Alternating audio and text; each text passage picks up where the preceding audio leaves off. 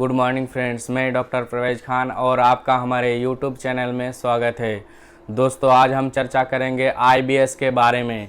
आसान भाषा में इरिटेबल बाउल सिंड्रोम को आंतों में चिड़चिड़ापन के लक्षण को कहा जाता है। ऐसे मरीजों में पेट से जुड़ी बहुत सारी लक्षण दिखाई दे सकते हैं, जैसे एसिडिटी, इंडाइजेशन, पेट का फूलना, जी मतलाना, जिसके वजह से सर में चक्कर आना, दस्त लगना, कब्ज रहना और पेट में पेन होना एवं पेट में ऐंठन मरोड़े रह सकता है। दोस्तों, आईबीएस से पीड़ित रोगियों को बार बार वॉशरूम जाना पड़ता है बिकॉज उनको इनकम्प्लीटनेस जैसा लगता है। ऐसा लगता है जैसे उसका पेट अच्छे से साफ हुआ ही नहीं हो।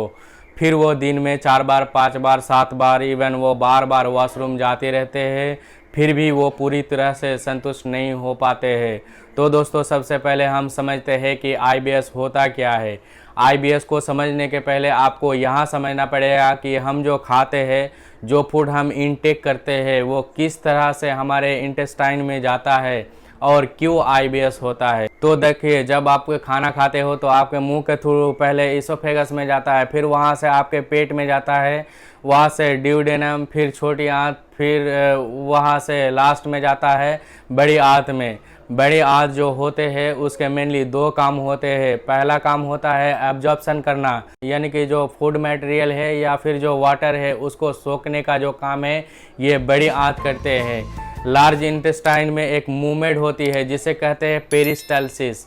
अब ये नॉर्मली अगर मूवमेंट चलती रहती है तो ये दोनों काम अच्छे से होंगे, अगर लेकिन ये डिस्टर्ब हो गई तो ये जो काम है ये डिस्टर्ब हो जाएगी और इनका काम डिस्टर्ब होने की वजह से मूवमेंट ज़्यादा हो जाएगी या कम हो जाएगी, जिसके वजह से मैंने जो शुरुआत में लक्षण आपको बताए थे वो लक्षण इसमें दिखने लगेगी और इसी लक्षण को कहते हैं इरिटेबल बाउल सिंड्रोम। इरिटेबल यानी कि नॉर्मल जो उसकी मूवमेंट है वो एबनॉर्मल हो जाएगी, यानी कि आपकी जो लार्ज इंटेस्टाइन की जो नॉर्मल जो मूवमेंट है वो डिस्टर्ब हो जाना ही इरिटेबल बाउल सिंड्रोम कहते हैं। ये नाम बहुत ही डराने वाला है, इसलिए लोग परेशान हो जाते हैं और बहुत बड़ी हो गई ऐसा समझ के डॉक्टर के पास जाते हैं। तो ये होता क्यों है, क्या है इसके कारण, आइए समझते हैं। तो सबसे पहले समझने वाली बात जो है कि इसका कोई भी फिक्स कारण नहीं होता है।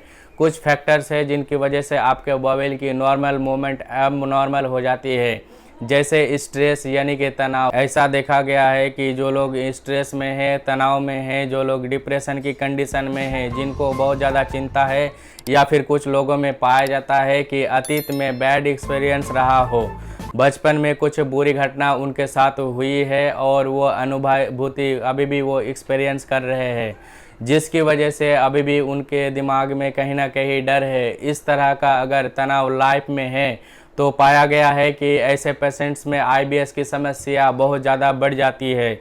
और दूसरा होता है आपके खान पान की चीज़ें, यानी कि खाद्य पदार्थ से कार्बोनेटेड चीज़ें अगर आप खाते हैं उसके वजह से भी तकलीफ़ें होती है। अल्कोहल या ड्रिंक लेना ये भी एक कारण होता है जिसके वजह से आईबीएस की समस्या बढ़ जाती है। चॉकलेट्स अगर आप ज़्यादा खाते हैं, मसालेदार या स्पाइसी चीज़ें अगर आप ज़्यादा खाते हैं, फैटी फूड अगर आप ज़्यादा खाते हैं, आपके खान पान में अगर ब्रोकली की परिमाण ज़्यादा है, या फिर कुछ लोगों में पाया गया है कि दूध की वजह से भी पेट गड़बड़ होती है। कुछ लोगों में पत्ता गोभी या फूल गोभी खाने की वजह से भी इरिटेबल बाउल सिंड्रोम की समस्या बढ़ जाती है। हार्मोनल चेंजेज की वजह से भी आईबीएस की समस्या बढ़ी हुई पाई जाती है और यही कारण है कि जो महिलाओं में यह परिमाण ज़्यादा है, क्योंकि उनके शरीर में काफ़ी हार्मोनल चेंजेज होते हैं, जिसकी वजह से इरिटेबल बाउल सिंड्रोम की समस्या में उनमें पाई जाती है। कुछ जेनेटिक कारण भी इसमें है। उसी के साथ साथ अगर खान पान की आदतें बराबर नहीं है, अगर आप वक्त में खाना नहीं खाते हैं, तो ये भी एक कारण होता है आईबीएस के। अब ज़रूरी है कि इससे बचा जाए। अगर आपको यह समस्या है तो सबसे पहले आपको सीखना है आपके स्ट्रेस को मैनेज करने को, तनाव को आपको कम करना होगा। उसी के साथ साथ आपको ये देखना चाहिए कि क्या वो खान पान की चीज़ें हैं जिनके वजह से ये तकलीफ़ें आपकी बढ़ जाती है, उसको आइडेंटिफाई करना है और उसको आइडेंटिफाई करके इन चीज़ों से आपको बचना है, इनको आपको कम करना है। और एक चीज़ आपको लाइफ स्टाइल को इम्प्रूव करने के लिए जो ऐड करनी है वो है पर्याप्त एक्सरसाइज, व्यायाम कीजिए और रोज़ थोड़ा सा चलिए। नींद अगर आपकी अच्छे से नहीं होती है तो ये याद रखिए, कम से कम 7 घंटे की नींद आपको लेनी चाहिए। आपको फ्रेश लगना चाहिए, क्योंकि कुछ लोगों को नींद अगर अच्छी से नहीं आती है तो उनको आईबीएस की समस्या देखी जाती है। तो अगर आपकी नींद अच्छी नहीं है तो उसके ऊपर आप काम कीजिए। इसके साथ साथ आप मेडिटेशन कर सकते हैं, आप खुद को रिलैक्स कर सकते हैं, अपनी मसल्स को, अपनी बॉडी को रिलैक्स करने की प्रैक्टिस कीजिए, प्राणायाम कीजिए। जो लोग गहरी सांस लेते हैं, डीप ब्रीथिंग करते हैं, उनमें आईबीएस की समस्या कम हो जाती है। मैं यहाँ पर आपको सजेस्ट करूँगा कि आप प्राणायाम की प्रैक्टिस कीजिए। उसी के साथ साथ आपका अगर चाय कॉफ़ी ज़्यादा लेते हैं तो उसे बंद कर दीजिए। तो चलिए अब बात करते हैं इसके ट्रीटमेंट प्लान के बारे में। तो आईबीएस के पेशेंट को 2 कंडीशन में देखी जाती है, या तो कुछ लोगों को कॉन्स्टिपेशन बना रहता है या फिर कुछ लोगों को डायरिया वाली कंडीशन होती है। कई बार वॉमिट होता है, कई बार ब्लोटिंग होती है, जर्ड रिफ्लक्स देखा जाता है, पेट फूल जाता है, पेट में गोला सा बन जाता है, डाइजेशन नहीं होता है और वो एक सेंसिटिवनेस बनी रहती है, यानी आपका डाइजेस्टिव सिस्टम कंप्लीट ट्रिगर हो गया है। कुछ खाएंगे आप और इमीडिएटली आप फील करेंगे कि आपको वॉशरूम जाना है, या फिर आपको वॉमिटिंग टेंडेंसी डेवलप होती है।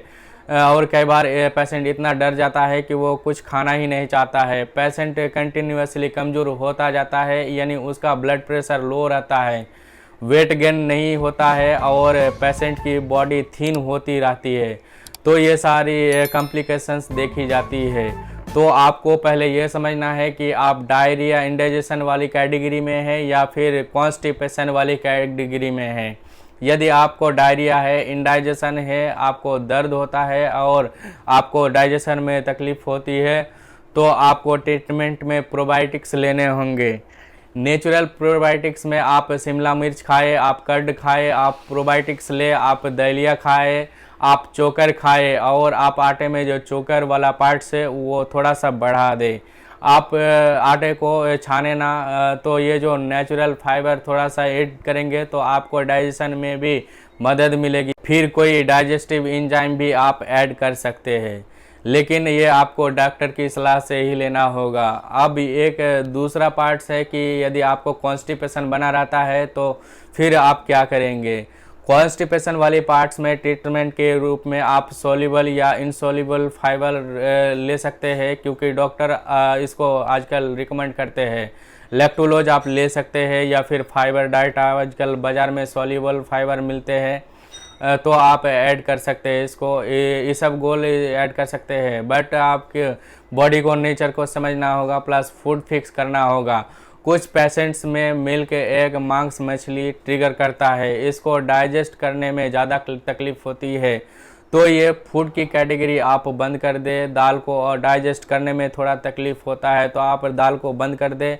हरी सब्जी खाए, फ्रूट्स खाए, वेजिटेबल खाए, चोकर खाए, कोई भी अनाज दलिया खाए, तो आपको ये हेल्प करेगा। लेकिन मोस्ट इम्पॉर्टेंट पार्ट ये है कि आपको अपनी डाइट को कम्प्लीटली मॉडिफाई करना होगा।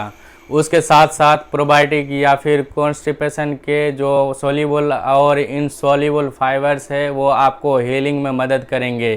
तो आज के वीडियो में बस इतना ही दोस्तों, मिलते हैं एक नए वीडियो में नई जानकारी के साथ।